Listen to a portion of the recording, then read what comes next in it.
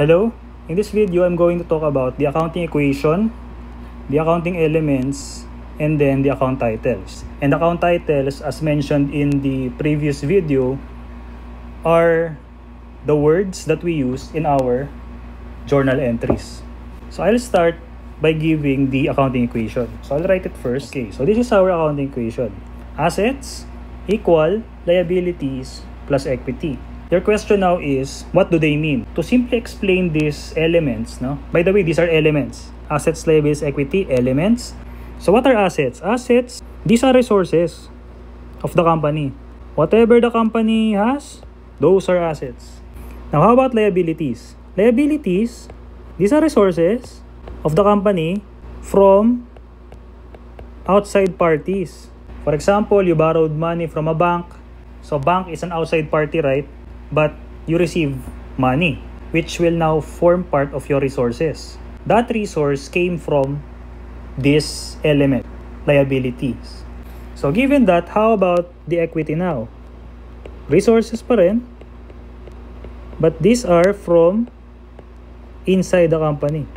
The best example for this one is the owners, right? Because it is from them where majority of the resources are sourced, no? From the owners. So it's basically just a combination of resources outside and resources inside. Add them both, you get assets.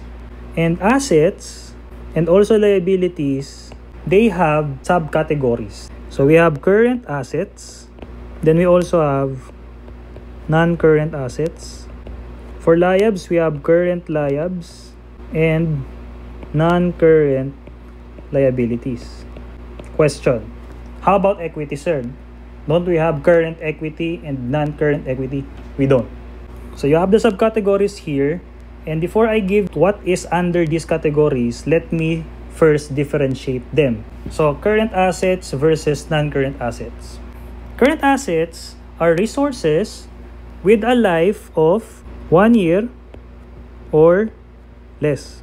So if a resource and the life of that resource is 1 year or less, it's current asset. How about for non-current? It's the residual definition. Life of more than 1 year. So when we say 1 year, exactly 1 year, that's current. But if it exceeds 1 year, non-current. Now, how about for liabilities? Same. If you have an obligation, it's an obligation because you source it outside. So if the life of the obligation is 1 year or less, it's current liability. And it is non-current liability if the life is more than 1 year. Okay? So again, whenever we say current, the life of that thing is 1 year or less, while non-current, the life is more than 1 year. How about for equity? For equity, we have elements. We have 4. But I will write the first 2 in a different color. I will explain later. So for the first 2, you have capital and drawing. Capital is basically placement of money in the business. So if the owner is inside, right? If the owner placed money in the business, that's capital. But if that same owner pulled out money from the business, it's drawing. So what's the effect? If you have capital, it will increase your equity, while if you have drawing, it will decrease your equity. Now let me return to color block. Aside from these 2, you also have revenue and then expense. Think of these 2 as comprising the income that the company was able to get because of their operations. Parang ganun. So what's the effect? Whenever the company has revenue, of course, it will form part of the capital of the owner, right? So same with capital, it's plus. And expenses, of course, it will decrease the investment of the owner. So this one is same as withdrawing, minus. So to compute equity, you need these 4. An amount in capital will add equity. An amount in drawing will decrease equity. An amount of revenue will increase equity, while an amount on expense will decrease equity. So you have 2 increases and then 2 decreases. Now, I will talk about the account titles. And I will write all account titles in red. So meaning, The capital and drawing here, these are account titles. So you will be seeing these two in journal entries. So let's have more account titles. I'll start with current assets. Very popular here is the account title cash. And of course, this one is pretty much straightforward. It's money, it's bills, no? You might be wondering, how come cash is current? I mean, if the life of cash is only 1 year or less, this is telling me that I don't have money next year because the life of the cash is only 1 year. You have to remember that cash is going in and out of the company. So what you have today may be used already. So what you have at year end would be another set of cash. So that's the idea, no? But anyway, cash is current. Another, short-term investment, also straightforward because of the word short-term. This is also called trading securities. This is also called marketable securities. Another current asset, account title is inventory. I will explain this together with supplies because I will differentiate them. So what's the difference? Inventories, you purchase it to sell. While supplies, you purchase them to use. That's the difference, okay? So inventory purchase to sell, supplies purchase to use. And those two are account titles, no? Next, we have those with receivables in the name. I will elaborate later. I will write first the next one, advances to employees. So I'll just write EE, employees. This is employees.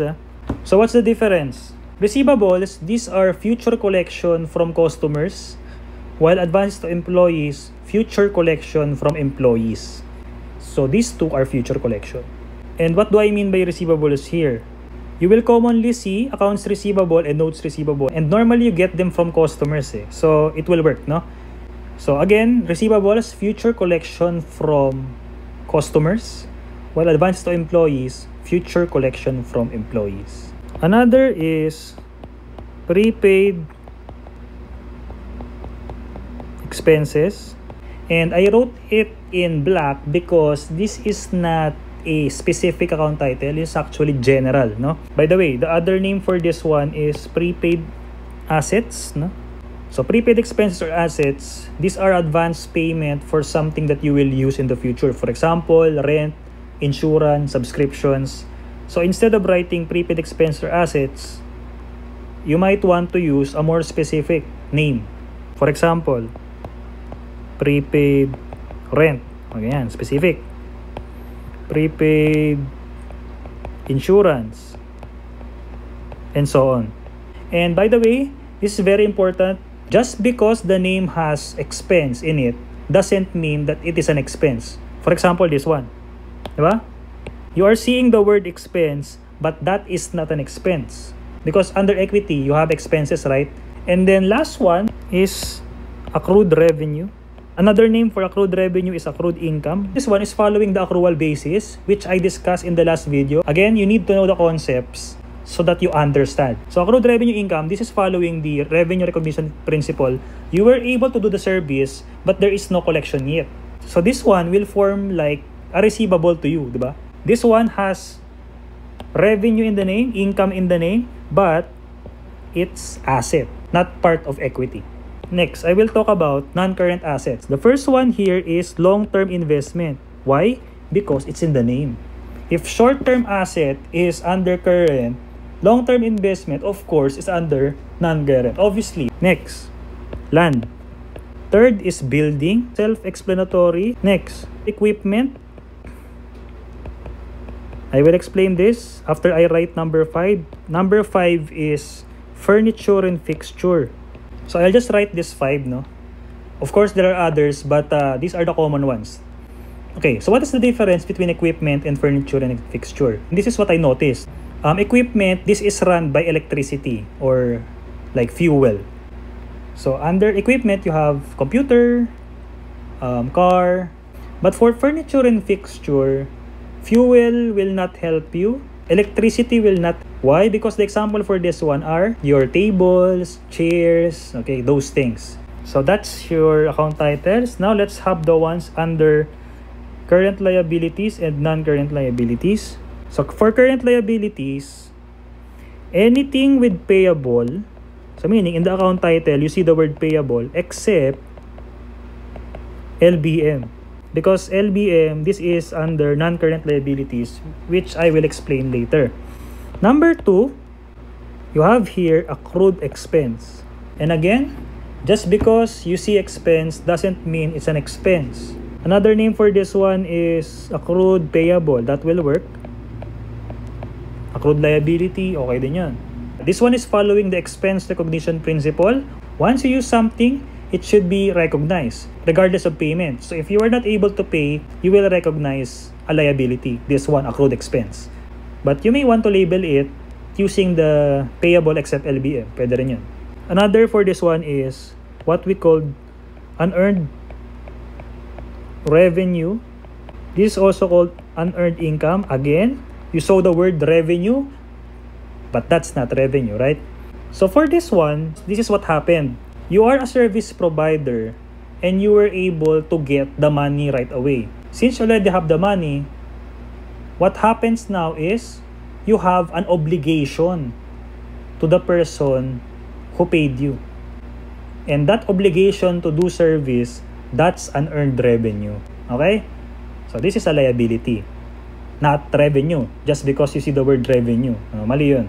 So those are current liabilities. But by the way, for the example of payable except LBM, you have accounts payable, notes payable, interest payable, salaries payable, blah blah blah. Anything with payable except LBM, which I will discuss right now. What's L? L is loans payable. B is bonds payable. While M is mortgage payable. And I will explain these three very quickly. So when we say loans, these are from banks, bonds from corporations, mortgage for housing. So that's the account titles. Now, we jump to equity. So capital and drawing, these are account titles. Revenue expense, they are not account titles yet because they are too general, like revenue. What specific revenue? Like expense. What specific expense? So an example for revenue that is more specific is service revenue. Now that's an account title. And then expense, let's be more specific, rent expense, salaries expense, utilities expense. So those are the account titles. To recap, no? First, we have the equation, asset equals liability plus equity. And then, of course, the words there are your accounting elements. The first two, asset liability, have subcategories, while equity has elements, 4, right? And then under the subcategories for asset and liabilities, you have the different account titles, which you will use in journal entries, labeled in red. While under equity, you also have the same, everything in red.